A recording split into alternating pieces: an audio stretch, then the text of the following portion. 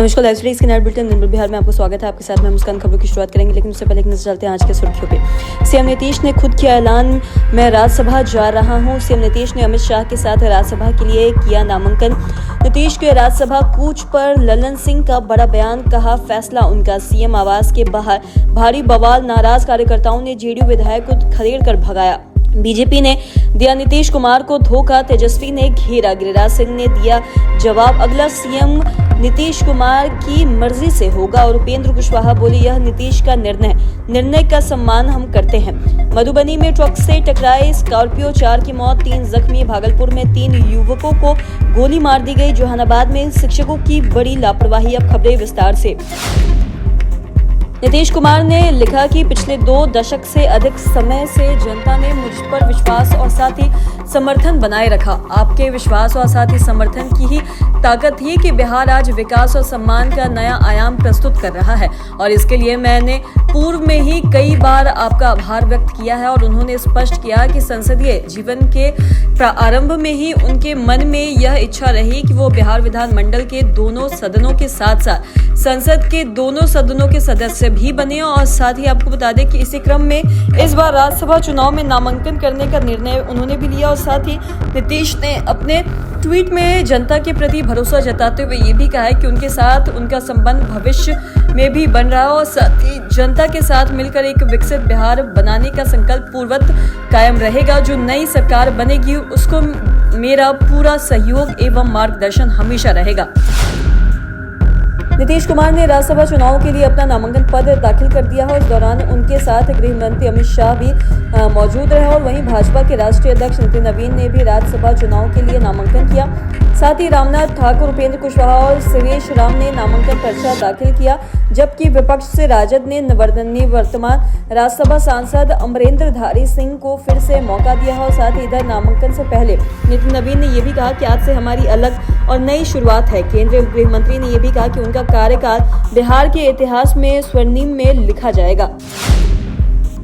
केंद्रीय मंत्री और जेडीयू के वरिष्ठ नेता ललन सिंह पटना पहुंचे। और बता दें कि उनके आगमन को सियासी समीकरणों से जोड़कर देखा जा रहा है। और मीडिया से मुताबिक होते हुए उन्होंने साफ लहजे में कहा है कि मुख्यमंत्री जहां भी जाना चाहे पार्टी उनका बनाई रही हुई है। और साथ ही हमारे चाहने या ना चाहने से कुछ भी नहीं होगा, फैसला उनका है और उनसे ही प्रतिक्रिया ली जाए। और ललन सिंह के इस बयान ने यह संकेत दिया है कि जेडीयू के भीतर अंतिम मुहर नीतीश कुमार ही चलेगी। और साथ ही उन्होंने ये भी कहा है कि नीतीश कुमार जी ने बिहार में जो करके दिखाया है वो कोई कल्पना नहीं कर सकता है। उन्होंने बिहार को बनाकर दिखाया है और इसलिए फैसला भी उन्हीं का होगा।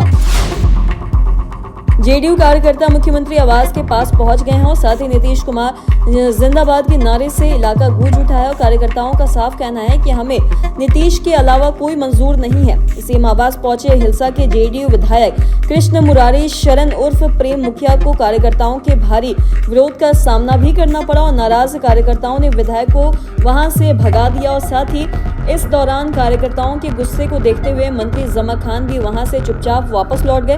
और कार्यकर्ताओं का साफ कहना है कि उन्हें मुख्यमंत्री के रूप में नीतीश कुमार ही स्वीकार है। उनका तर्क है कि जनता ने जिस नेतृत्व पर भरोसा जताया उसी को आगे भी राज्य का काम संभालना चाहिए।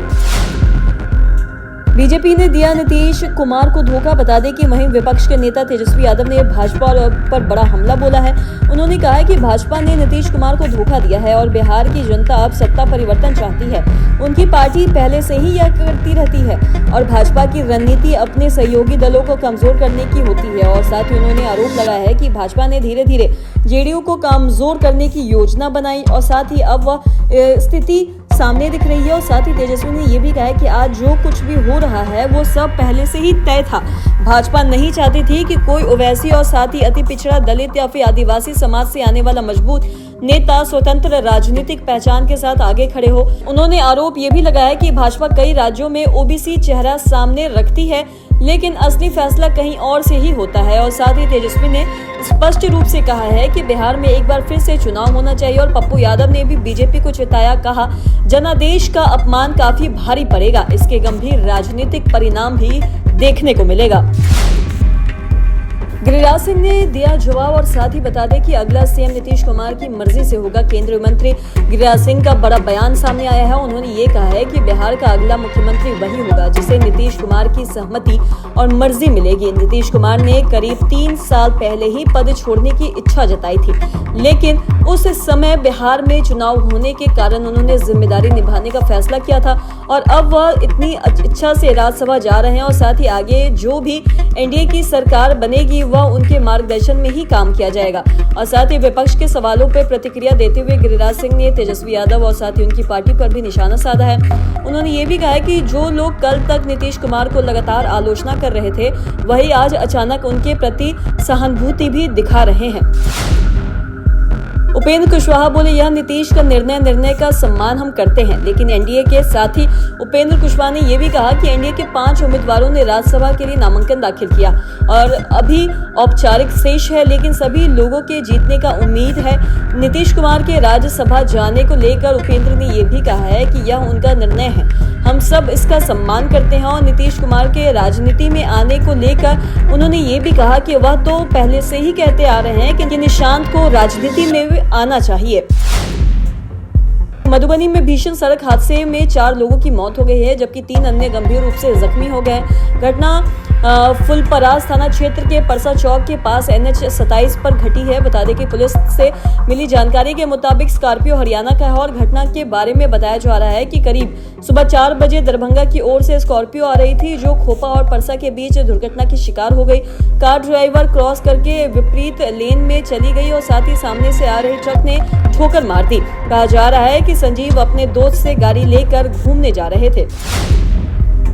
भागलपुर में खून की होली खेली गई है। बता दें कि संदिग्ध परिस्थिति में हुई गोलीबारी में 3 युवक को गोली मार दी गई, जिससे 2 की युवक पर मौत हो गई, जबकि 1 युवक गंभीर रूप से घायल हो गया और घायल की हालत नाजुक देखी जा रही है। तो वहीं उसे भागलपुर के मायागंज अस्पताल से पटना रेफर कर दिया गया है। बताया जा रहा है कि तीनों युवक आपस में दोस्त थे और साथ ही खगड़िया जिले के रहने वाले हैं। बता दें कि मृतक के भाई ने यह भी बताया कि होली को लेकर उसका भाई अपने 2 दोस्तों के साथ पत्नी को लेकर ससुराल आया था और पत्नी को ससुराल छोड़ने के बाद तीनों युवक निकले थे, लेकिन देर रात तक घर नहीं पहुंच। परिजनों ने इसकी सूचना पुलिस को भी दी और जिसके बाद रात भर खोजबीन की गई, जिसके बाद सड़क किनारे दोनों युवकों का शव बरामद किया गया। जहानाबाद के घोसी प्रखंड में शिक्षकों की बड़ी लापरवाही सामने आई है और प्रखंड शिक्षा पदाधिकारी नीरज कुमार ने उच्च विद्यालय रामगंज का औचक निरीक्षण किया और साथ ही दरअसल होली की छुट्टियों के बाद स्कूल खुलने के पहले ही दिन विद्यालय से 2 शिक्षक नादारद पाए गए और साथ ही बता दें कि डीओ नीरज कुमार जैसे ही उच्च विद्यालय रामगंज पहुंचे और शिक्षक उपस्थिति पंजी की जांच भी की गई और एक शिक्षक पिछले 2 दिनों से बिना किसी सूचना के गायब था, जबकि एक अन्य शिक्षक विद्यालय पहुंचे ही नहीं थे, लेकिन रजिस्टर से उनके कॉलम में ना तो उपस्थिति दर्ज था और ना ही अनुपस्थिति। छुट्टी के लिए कोई आवेदन भी नहीं दिया गया था और साथ ही जांच के दौरान ये भी पाया गया है कि कुछ दिन पहले ही स्कूल का उपस्थिति रजिस्टर भी बदल दिया गया और साथ ही प्रभारी प्रधानाध्यापक से पूछताछ की गई तो उन्होंने चुप्पी साध ली है। तो आज के इस वीडियो में इतना ही। अगर आपने चैनल को सब्सक्राइब नहीं किया तो तुरंत कर ले, साथ ही हमारे फेसबुक पेज को लाइक करें। वीडियो देखने के लिए आपका धन्यवाद।